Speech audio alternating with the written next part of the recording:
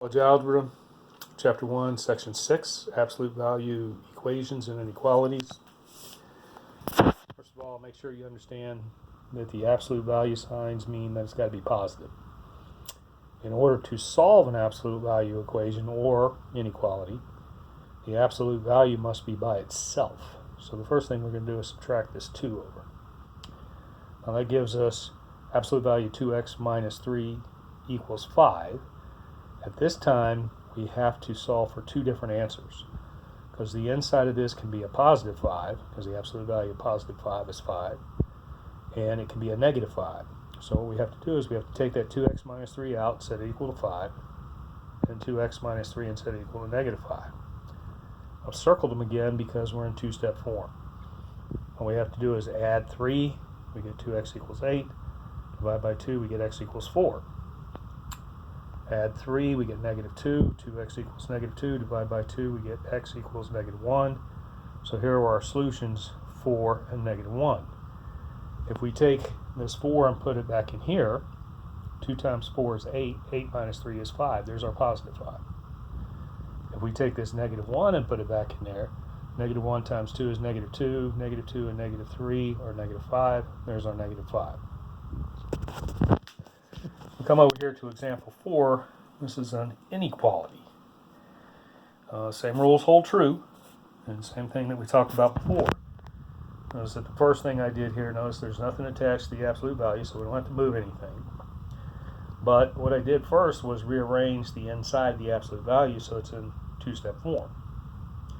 Also notice that it's a negative 4 with the x, so that means we're going to have to flip the sign when we divide by that negative 4.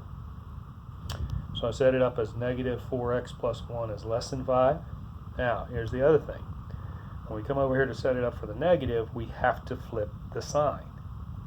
So we're still doing the same thing that we do with equality, set it up to the positive and the negative. But don't forget that in inequalities, when you set it up to the negative, you got to flip the sign.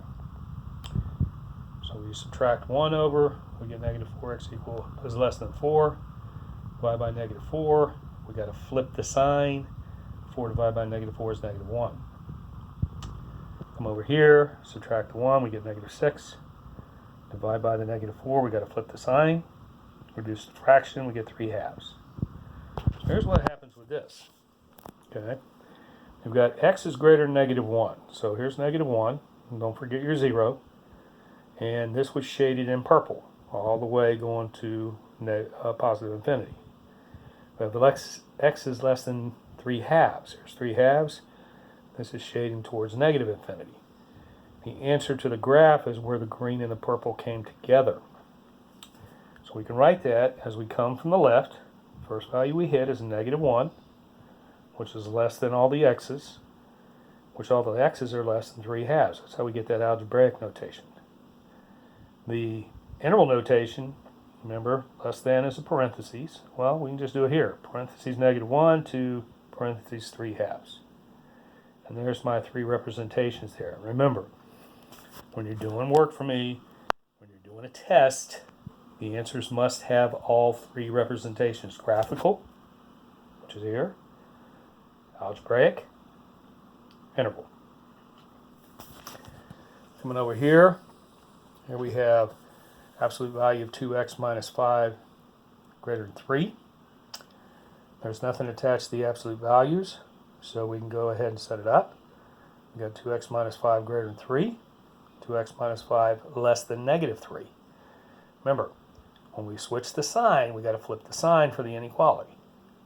Two-step form, add 5, we get 2x greater than 8. Divide by 2, we get x greater than 4. We don't have to flip the sign because the 2 is a positive. Add to 5, we get 2x less than 2. X is less than 1. When we do this graph, here's 1. Anything less than is going to negative infinity. Here's 4. Anything going to positive infinity. Notice there's no intersection. So this is not an and, this is an or. So that's what we write. X is less than 1 or x is greater than 4. Notice, always start with a smaller value. Come from negative infinity as you write your interval or your algebraic notation. Same thing here.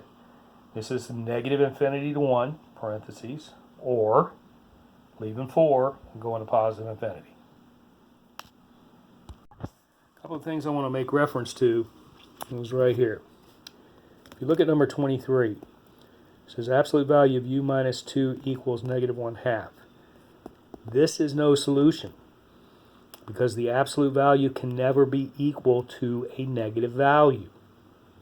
So anytime you get this situation, you got to put no solution. Remember, absolute value means positive. So this side must be positive, and in order for it to be equal, so should the other side. Can't be equal to a negative.